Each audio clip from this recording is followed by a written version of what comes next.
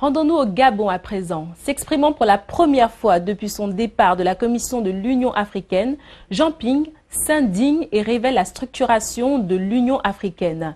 Il indique que, contrairement à ce qui est cru par les Africains, la Commission n'a vraiment pas de marge de manœuvre, de liberté d'agissement, mais que tout est surtout mis en place pour la sauvegarde des acquis des présidents en exercice.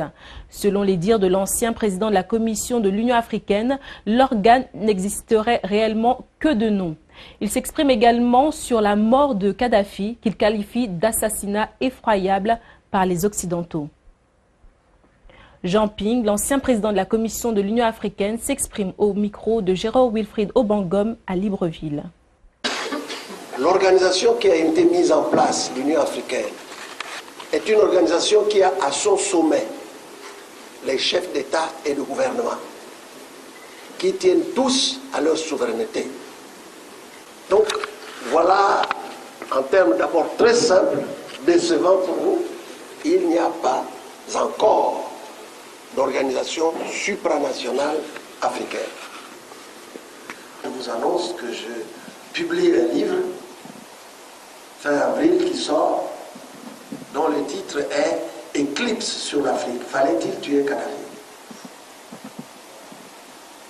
Ça va faire pas mal de bruit, donc je n'ai pas peur du bruit que cela fera.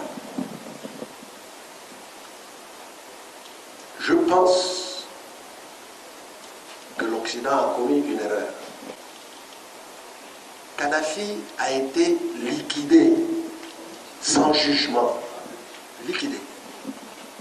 Je vous rappelle que ce n'est pas mon ami, il me détestait. Il a été liquidé sans jugement. Ça rappelle les escadrons de la mort. Mais comment des nations dites civilisées, humanistes, peuvent commettre un tel acte? Comment ils vont justifier ça dans l'histoire?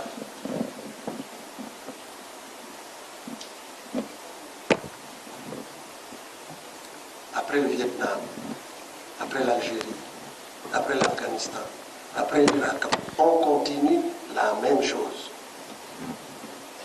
C'est que vous ne voulez pas tirer les leçons de l'histoire. On a attaqué Kadhafi sur la base de 300 morts.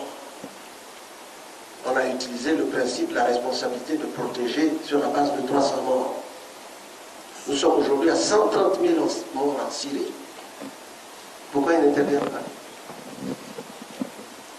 Pourquoi ils n'interviennent pas en Ukraine? Pourquoi? Jean Ping s'est aussi exprimé sur le laxisme des présidents africains, mais surtout du déclin du panafricanisme. Écoutez. Tout a été raconté sur Kadhafi. Mais Kadhafi faisait quand même avancer le mouvement panafricaniste. Il le faisait avancer. Par des moyens parfois douteux. Mais il le faisait avancer. Nous n'avons plus les leaders d'antan. Nkrumah, bien d'autres encore, Nasser. Nous n'en avons plus. Ceux qui sont là,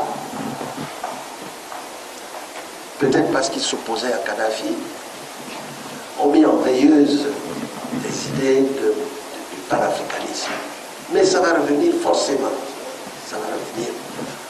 Ceux qui pourraient parler de panafricanisme, Bouteflika, il n'est pas en forme. L'Égypte, il n'y a plus de Nasser.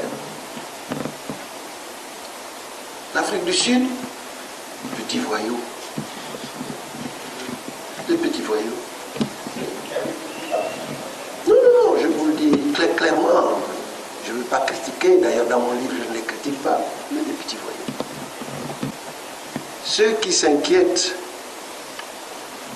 de la Chine ont d'autres raisons. Je vais vous donner quelques éléments. Au plan des investissements aujourd'hui, les investissements chinois sont de l'ordre de 75% en Asie. 75% environ en Asie. De l'ordre de 13% en Amérique du Nord. Et de l'ordre de, je crois, 2,6 à 7% en Europe. Et en Afrique, même pas la moitié. Même pas la moitié. Les investissements chinois, ils sont 2 fois plus nombreux sur ceux qui ont peur là-bas pour nous. Mais pourquoi vous ne les empêchez pas là-bas? Pourquoi vous courez tous les jours chez les Chinois, PSA, chercher l'usine Peugeot, etc. Pourquoi? C'est vous qui courez là-bas, c'est pas nous. Vous allez faire la danse du ventre là-bas.